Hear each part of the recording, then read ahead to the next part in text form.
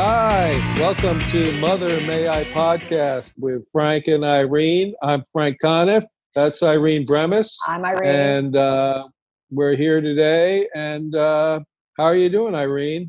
I'm doing good. Frank, that was a much more seamless intro. I think that you really need to grab the reins on that one because I have fucked it up not just once, but consistently every single time that I've done our introduction. Mm-hmm. So that was quite amazing, Mr. Conniff. So what's going on with you?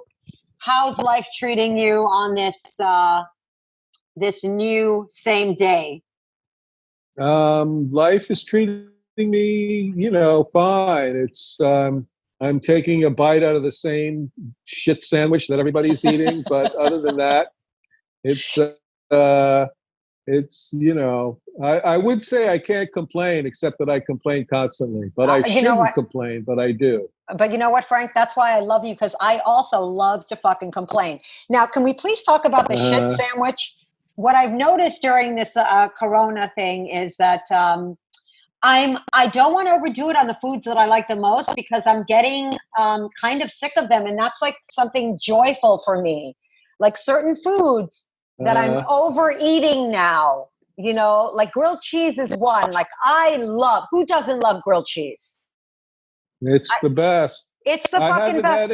I haven't had any cheese in months because it's not good for my heart. Right. And I'm not going to, I'm a bad friend for even bringing up grilled cheese. Why would I do that? What kind of a fucking asshole am I to even bring up cheese? No, I love hearing about food that I can't have, even if I can't have it.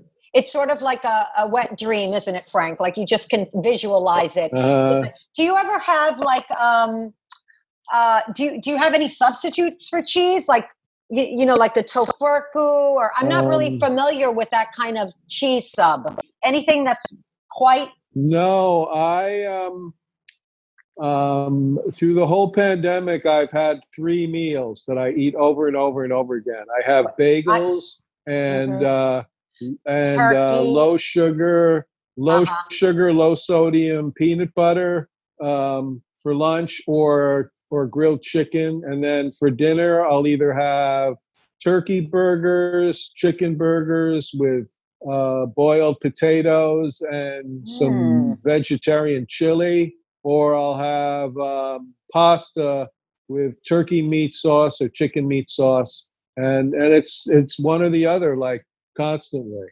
Hold on a second, Frank. What the fuck am I doing here when I could be over there having a gourmet, multi-optional menu? Are you kidding me with that? That's like that's a very extensive menu, as far as I'm concerned. But it's the same 3 meals over and over again. But I like it though, So I'm cool with it, and I haven't ordered out for food, although I think people should order out because you support the restaurants that way. Right? But, yes, you do.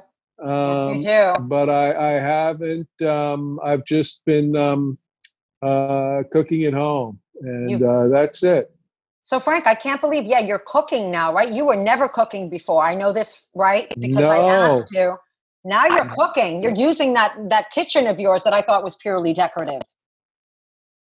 Last year when I got sick, I had never cooked a meal in my house ever. And since then, I cook meals every night. Wow. I'm coming over, Frank. I'm coming over for dinner because, quite frankly, my husband is a retired firefighter. There's supposed to be magic in the kitchen, and I get zilch, okay? They're supposed to be the gourmet chefs. That surprises me because he has a pizza place, right? So he does. It's almost like I set this up for you, and he does bring pizza home, and we do put it in the oven, and we eat pizza, which I absolutely love.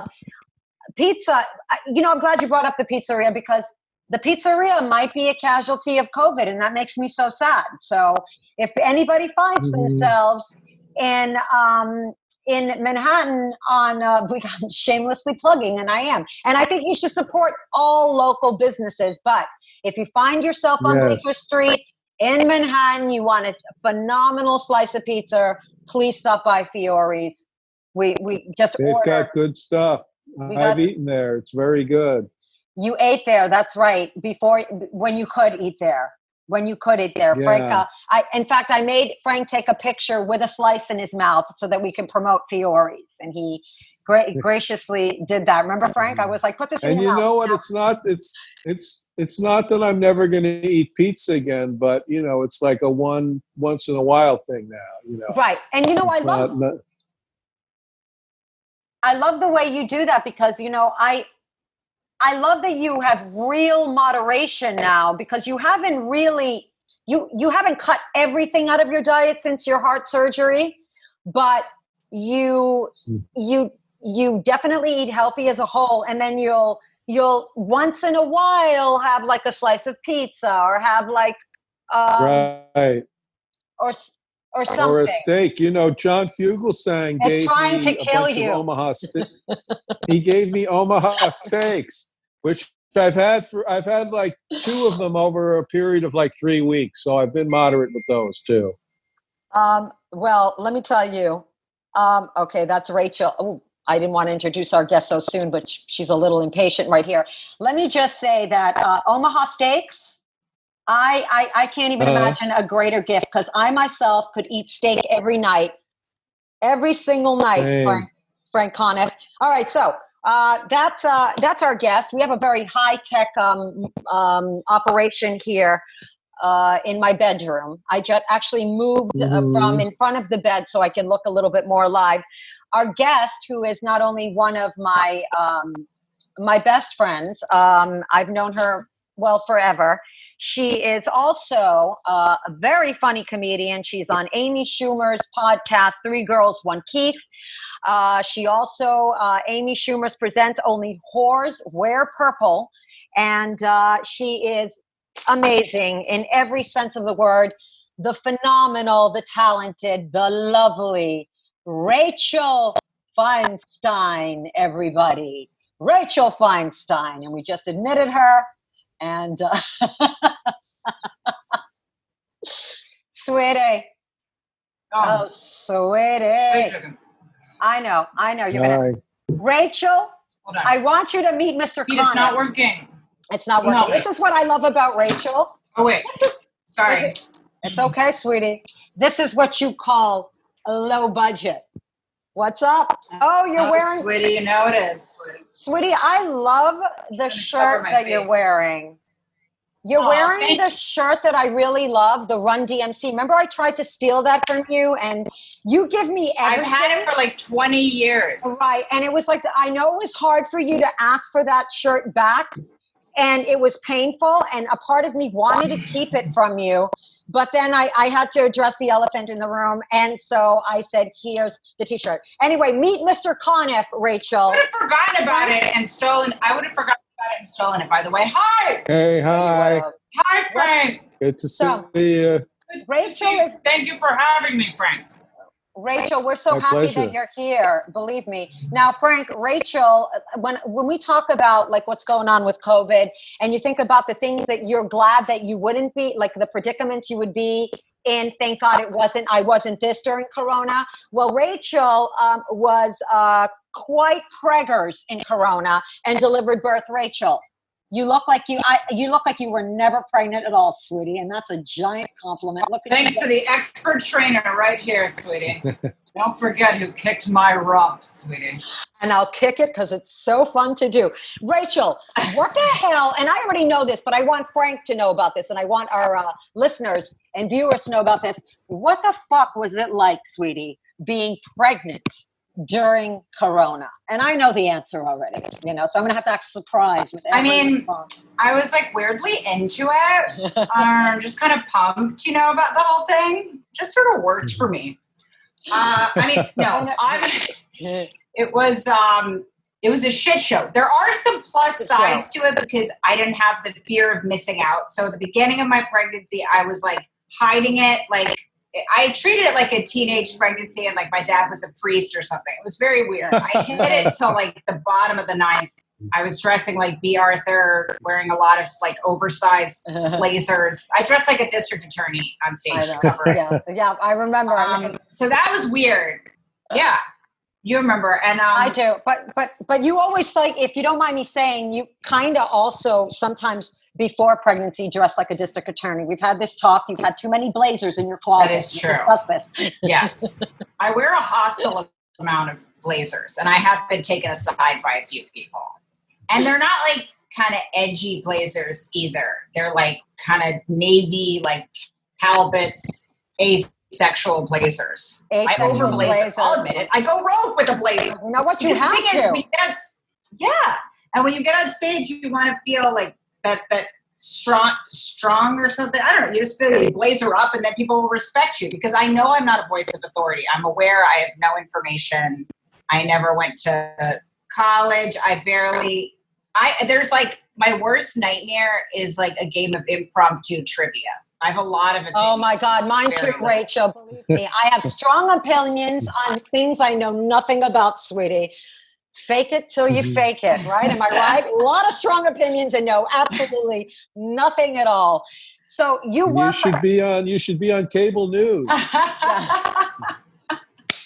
Exactly. When did you have your baby? I had her on May 20th. Wow. Well, congratulations. Thank you. All. She's very cute. I would imagine that must have been, all blazers aside, that must have been very, very stressful. And by the way, for the audience, Frank starts all his sentences like that. All blazers aside. Blazers aside. No, it was crazy. When I remember that weekend in March where it was like Tom Hanks had it and a few of the Golden State Warriors or some shit, and all of a sudden we were like, then we can have it too for some reason. I don't know why we have nothing in common with Tom Hanks, but for some reason I heard that and I was like, yeah. Rachel, I thought we had it before that. I thought we had it before that when the MC was sick at that one show and he was coughing into the mic, sweetie. And what did I do as a good friend? I always made you more paranoid, sweetie, because that's what I do. I was a fucking harbinger of bad fucking news every single time. You were, but you made me be careful. I've never worried about germs or I never care about shit like that. I'm not a germ person. I assume I'm the gross one. I'll sip off anyone's drink. So when all the germ people were rambling about it, I was like, yeah, whatever, germ people. I figured there's always a few people in your lives that are like warning about like swine flu, bird flu, all this shit. I never listen. I'm like, whatever. And then it got a little awkward. I think you might have not still listened had you not been, germing for two, sweetie. You had like the little one in the oven at the time and you were, No, you're not wrong. I mean, I know I'm not wrong. The night after we found out Tom Hanks got it and everybody was weird, the next morning I had to fly to Florida to do these shows. And I was just like, do I not fly to? And I was like, well, let's just get to Florida and then I'll see how it is. And Pete came with me, my husband came with me, and it was like they weren't acknowledging it in Florida. Like the shows were sold out. And I was like this, remember? I was like, no, Rachel, you got to come home, sweetie. And you did because they weren't acknowledging, but you did. And I was really proud of you. You just, you canceled the rest of the shows and you came home. And I did my first 2 Friday shows. Let's not lie to the viewers. Sweetie, I did a couple. Well, you're anything, sweetie, okay? And a girl's got to make some money, sweetie. I know. I was like, I can't fly out here and bring home no dough. I did my Thursday, Friday shows, and then Saturday was getting like really weird. And everybody was, and in New York, like you couldn't get a fucking loaf of bread, and everybody was telling me it was like a shit show. So Saturday I canceled. Yeah. For the baby, as a mother, and I start all my sentences like that. So I canceled Saturday, and then it just got really weird really fast. Like then I found out I had gestational diabetes and which is a complication, makes it a high risk pregnancy. It's not that crazy if it wasn't a global pandemic, but I couldn't go to really appointments regularly. Then there was an outbreak at our hospital, and it was just increasingly fucked up. And one of the scariest things I think was, and I really felt for you, was that Pete might not be able to come. There was a time that we thought he might not be able to be there for the delivery. Remember? Yeah, they told us he couldn't be in the delivery room. Couldn't be there for the delivery room. Fucking daunting. Oh, there he is now. Nice ass, sweetie. Sorry, that's sexual harassment. Yelling at your husband. Hear that? Can you hear her? She said, "Nice ass, sweetie." I said, "Say, sweetie," and he loves it. It made his day. He loves it. So now you have the baby, and I'm dying to see this baby. And I haven't seen her yet, but I'm going to see her this week, and I'm really excited. I'm super excited. I want you to have solace. I am COVID-free, sweetie, so that you don't have to worry about me. I know. You're going to be the first person to hold her since you just got your test back. I got my test back, so I can. First person besides us to hold her. Right. So it's going to be unbelievable. I won't be able to let go. I just can't wait to see her. And so how is motherhood for you right now, sweetie? I see that you're doing a lot of ukulele. Her husband, Pete, plays the ukulele to the baby and sings these. Oh, nice. He does. He plays guitar and ukulele, and he's a firefighter. You know, Irene introduced us, so Irene set us up. Oh, misery loves company. You're all part of the whole comedian firefighter scene. Yes, she introduced me. She was like, "Sweetie, go with the firefighter." And by the way, so she introduces me. The night we get set up, I go to meet Pete, and I'm at this Christmas party for FTY Christmas party in Brooklyn in this bar, right? And all he's been told about me is, do you want to meet this? This is how Junior, Steve's son, described me that worked with Pete. Do you want to meet a semi-famous Jewish comedian or Jewish jokester? It was not an arousing. That'll put you right back to bed as a man. He put his dick away and called it a night. Tucked it away. That's right. For some reason, he came to meet a semi-famous Jewish jokester, and then Irene was with me. And the whole time at the bar, I'm talking to Pete. Irene was there, kind of like this, little lips. No, wait. Let's back up a little bit, sweetie. Let's just say this, okay? First of all, Junior, if we're going to be telling this, if we're going to tell the story accurately, Junior, who said he would set you up, actually didn't even call Pete. I had to step on that to make sure that Pete actually came, because Junior was going to suddenly decided that he wasn't even going to call Pete to the party, okay? And then Pete. Then when he kind of cock-blocked it. He cock-blocked the whole process. And then Pete was sitting in the distance. He wasn't even mingling with you. I had to call him over. There was a lot going on. It was Pete said originally, after he said, do you want to meet a semi-famous Jewish comedian? He was like, sure, why not? Doesn't sound particularly arousing, but sure. And then, so Pete was waiting for Junior to give him the information. He told him the day, and Junior kept saying, I don't know, I got to feel it out. And I was like, all right, where's the guy? I don't know, I got to feel it out. We were both very confused, but Junior kind of held us both at bay. What did you have to feel out? It was just a drunken shit show FDNY party at a bar. He just didn't want to call him, but then I made him, and thank God. It was a very sexy moment. Irene took control. She was like, sweetie, give me that phone. You're not called. We were calling him Backdraft at the time. She was like, you're not calling Backdraft, sweetie. Give me that phone and let's call Backdraft right now, sweetie. No more, cut the shit, sweetie. And you got to watch out for the Backdraft. You do. Believe me. You better believe it, sweetie. I know all about those. You know, this is amazing. Right now, your guys' lives are flashing before my eyes. This is amazing.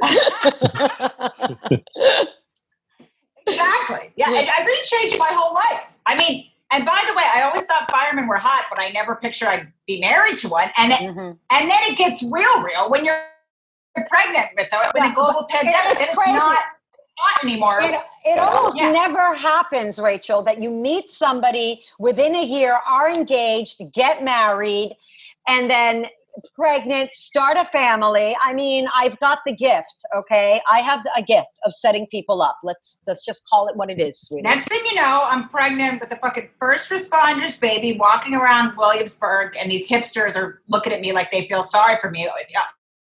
You know, I can see the sad eyes under the Etsy face masks, and it fucking hurts. You just look, I mean, nobody saw me pregnant because I was hiding it most of my pregnancy. With her blazers. And then, and you were pregnant. I know, and I kind of did like that, but then I kind of wanted just a moment. The baby shower, there was no, public baby shower. So then I just kind of would roam around Brooklyn, Wuhan, Brooklyn, holding my bump, and just so that I could get those sympathy stroll with the hipster face mask guys. Yeah. Well, you're gonna have even more gazing eyes now that you're gonna be strolling her around, sweetie. Those eyes are going to be adoring little. And you will take it. And by the way, you did have a great shower. And Irene, maybe. I I did have a comedian shower. I did end up doing it. Like a bunch of comedians made a Zoom shower. Marina, Franklin, and Dominica, and all these comics. I know, it was so sweet. Until made me laugh so much. They all did toast when he said, you put the woo in Wu hand, and then he toasted with his hand sanitizer. That was the highlight of my year. That was worth having a baby in a pandemic. Yeah, why not? But back to the night, Irene, and I'm rambling. Back to the night that Irene set me up. It was very, very funny. So we're sitting there getting to know each other, and then Irene was right next to me, kind of like watching like this, and a little lit up like a Christmas tree. Let's not tell any lies here. Sweetie, and then I love my wine. She was going like this. She was going like this. Do you find him sexually attractive, sweetie? Like once if the answer is yes, twice if it's no, sweetie. And then I was like, I think he can hear her. So she was like, sweetie, are you attracted to him, sweetie? And then she was just saying all kinds of shit, like pension, sweetie.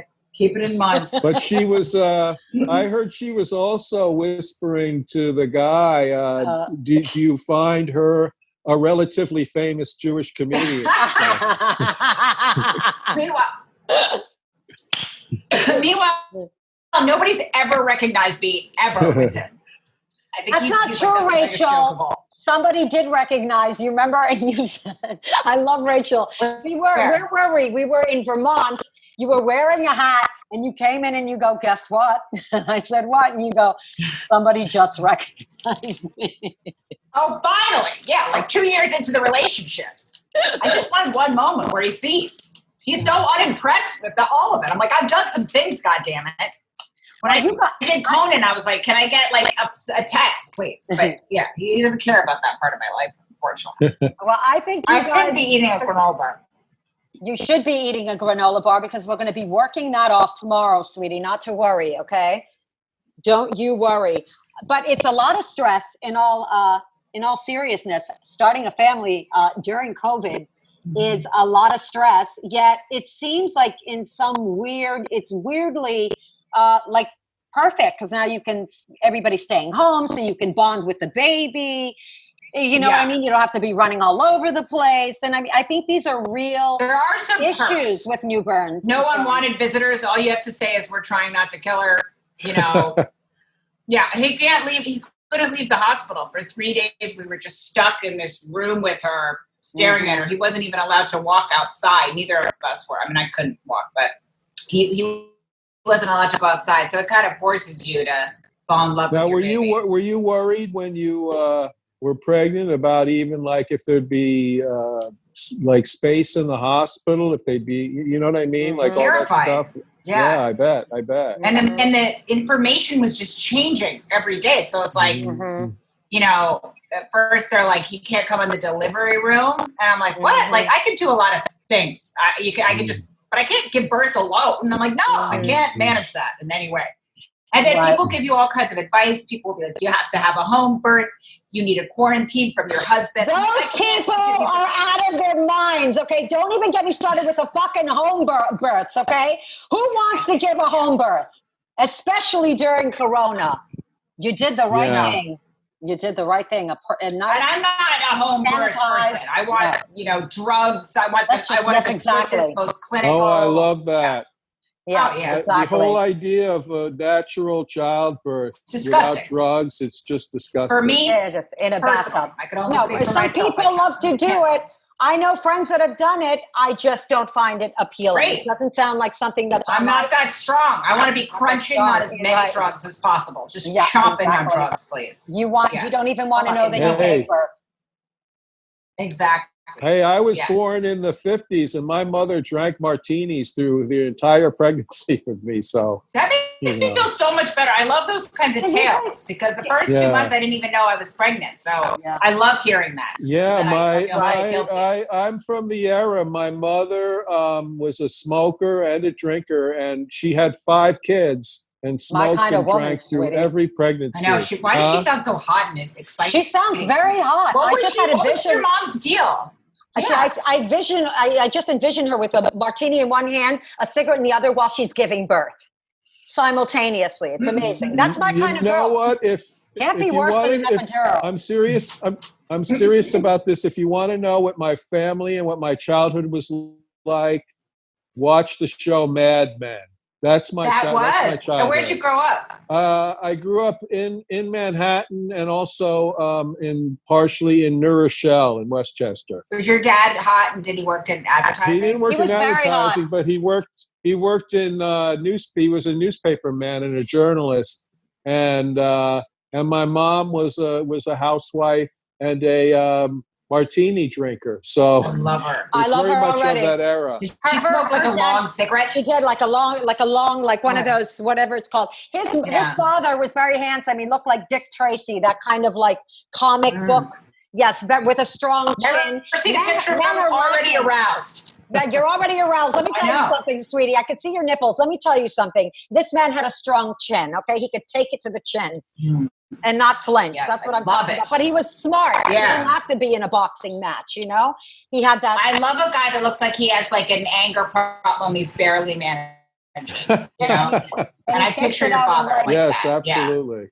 Yeah. Can I just suggest that when you put this podcast up, you got to put a pic of the father up?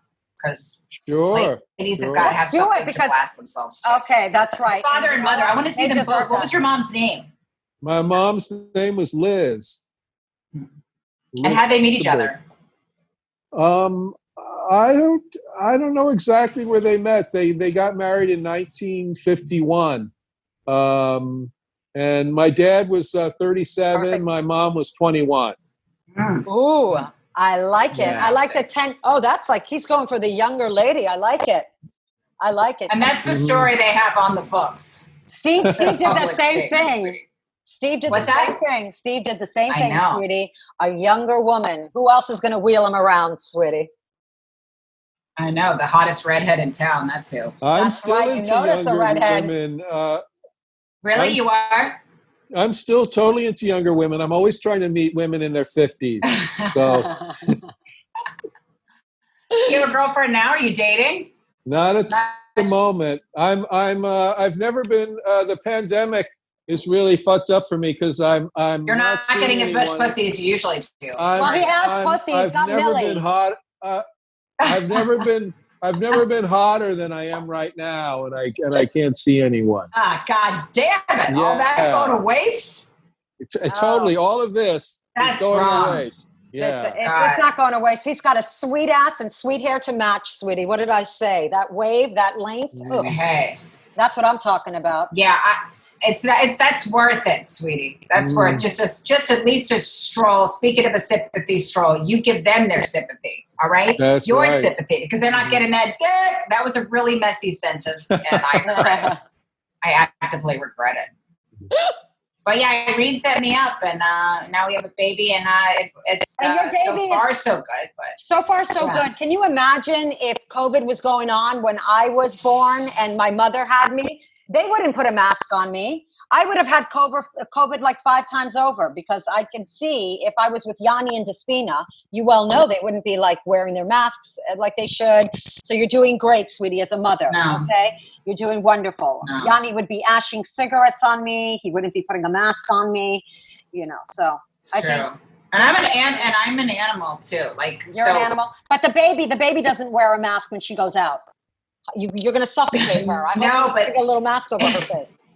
You're not allowed to, but there's these little, you're not supposed to because it does suffocate them, but there's these little face masks that they have in China. The kids have, they're not masks, they're like shields, like those little motorcycle shields. Yes, and the babies do look very cute. Oh my God, I can't even handle how cute they look on the babies. Right, it's so disturbing. As long as it's not really tight around its brain, sweetie, even though I see that you're really priming her for those headbands, right? Because she loves to wear her bands. She likes pressure around her skull. I've noticed that, sweetie. Every time I see her, she's wearing my friend gave us a baby nurse as a gift. Yeah, Schumer gave us a baby nurse as a gift. Friend, sweetie, Schumer. Yes. Well, I'm like, who could it was like the nicest gift in the entire world. It really is. So she gave us a baby nurse. It's amazing. About to leave, and I'll just be rocking. And speaking of smoking, I'll just start smoking out the window. I think I'm going to just start smoking and drinking like your mother when the baby nurse leaves, and I won't be okay. Yeah, not wearing. And I know. And she's like I'm a true animal and like not a woman. And I walk into her room the other night. She has the most perfect bed, just perfectly made. Like I could never make a bed like that. I don't know how to fold a fitted sheet. I don't know how to arrange a throw pillow. Like I don't know stuff, you know. But and I'm a mess. You are a mess, but that's not why he married you, sweetie. Not because you don't know how to fold a fitted sheet. He married you for your cha-cha. Because I'm a fun-loving child. I'm a good your cha-cha, baby. Any You can take a pole vaulting like nobody's business, sweetie. You got this. I'm sure that any guy who marries a comedian, the first thing he's going to think is, "Wow, I bet they're great at homemaking." Yeah, exactly. Exactly. You're right. He knows I'm an animal, and he's the anal one. And he does yell at me, but what do you expect? Yeah. I mean, I'm teeming with ADD. I lose a debit card every week. But I walk into the nurse's room the other night and I sit on the bed. I'm like, okay, I've had this baby. She's healthy. We somehow got through this insane shit show. We had to move hospitals 2 times, but she's here and she's healthy. I sit on the bed and she's like, oh my God, what is that? The nurse is like, there's blood everywhere. And I'm like, oh no, I'm bleeding. And she's like, it's all over. Oh my God. And I stand up and I realized that I was eating a protein bar and I got fudge from the protein bar all over her bed. Her perfectly white, like she'd made it herself, you know, just lovely. Right. I'm like, you're a true pig. But that's it. You know what? Bleeding. That's great. And you know what? Yeah. I think that's great mothering right there because she won't have OCD. There's no greater affliction than OCD. Get her used to having chocolate spilled all over her bed and crumbs, sweetie. That's the kind of mothering. I mean, I was so horrified, but then I looked at the baby. You're right. I was so horrified, but then I looked at the baby and I was like, she was screaming in that way that babies yell, like, look at you like this, like are actively terrifying them. And I was like, and I suddenly was like, oh my God, you're so disgusting. How can you be a mother? But then I realized she was just looking at me like that because she wanted milk. She has no idea I'm a slob. She has no idea. She's not judging you, sweetie. She's not judging. She just wants milk. Not judging. She just wants some milk.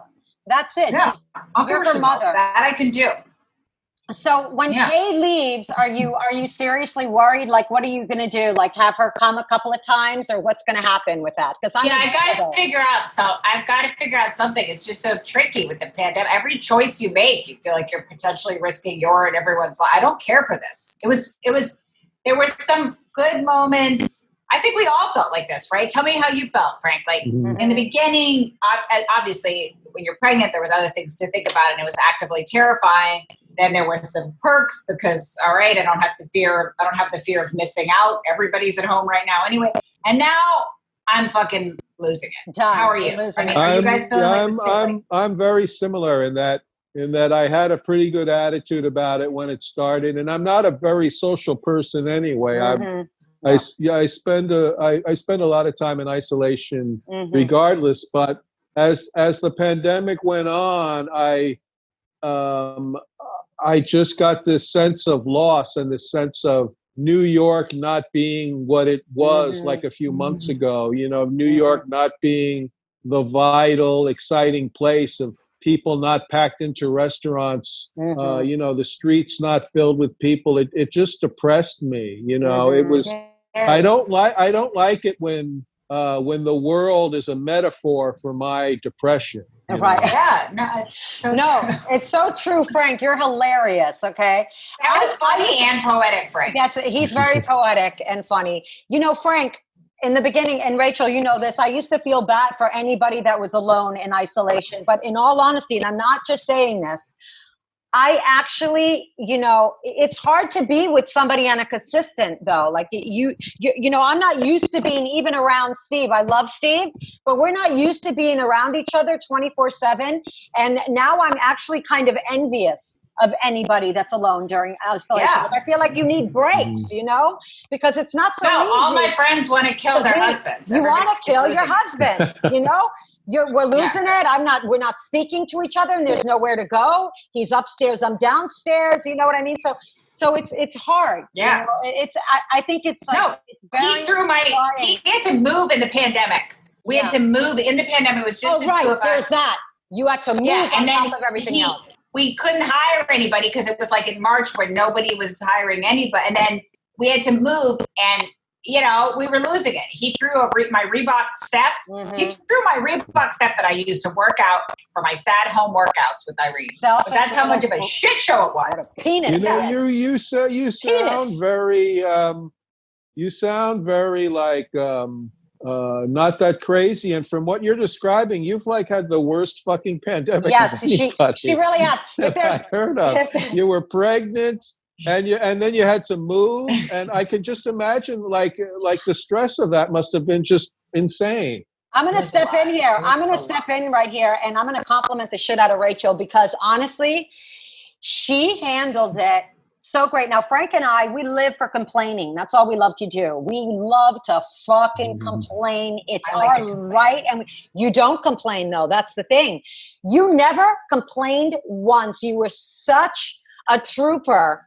Which actually is a victim, really, if you think about it at the end of the day.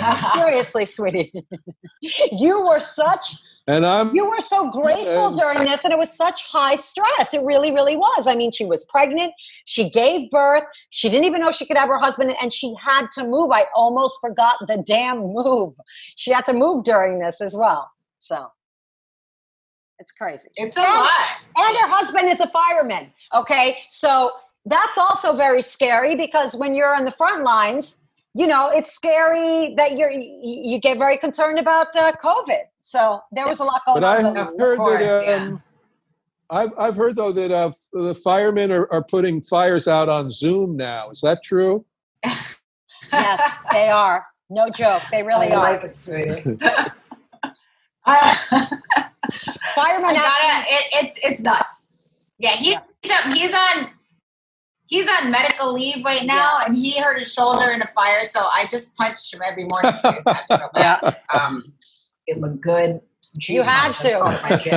Right there, and I encourage it. That terrified you, didn't it, Frank? That's how your father punched, right? Yeah, just like that, like a little jerk. No, his father looks more like an uppercut guy, sweetie. An uppercut, sweetie. Right. Oh yes. Oh yeah. Okay. Mr. Conniff. What did he do? What did he say he did again? He was a journalist. Your dad? What did he do again? What? He was a he was a journalist. Interesting. Is he proud? Yeah. Was he proud of you going into radio and all that? He didn't live long enough. He never knew. He died when I was like 14. So that's very difficult. So hard. Yeah, so he didn't. It's too bad he never lived long enough to be ashamed of me. No, I'm kidding. He would have been proud, I'm sure. I bet he would have been so proud. He Frank, I love you, Mr. Conniff. All right, so and also my dad was friends with a lot of comedians. So really? He was Phil Silvers was at my dad's wedding, and my dad was really good friends with Jackie Gleason. And really, you never told me this. A lot of. I can't wait for this picture. I can't. Are you going to put your parents' wedding picture up? It's got to be I have a really good picture of my parents. Oh, we have to out on the town, like in the 50s, that I'll put out. That's like perfect. It's so Mad Men. You won't believe it. You're going to love it. I'm so sorry to do this. This cuts out rather suddenly. Rachel, really? I love you so much. Can you give us anything you're trying to promote? Something, sweetie, before we cut out. It'll be a hard. You can watch my Netflix half hour. I have a half hour on Netflix, or my hour special called Only Whores Wear Purple, which is on demand on Comedy Central. I miss you guys. I love you. Thank you so much for doing the show. Follow us, subscribe to our show, Frank. You're the best. Thanks, I love Rachel. you, sweetie. Bye, I love you. Bye. Bye, guys. Bye.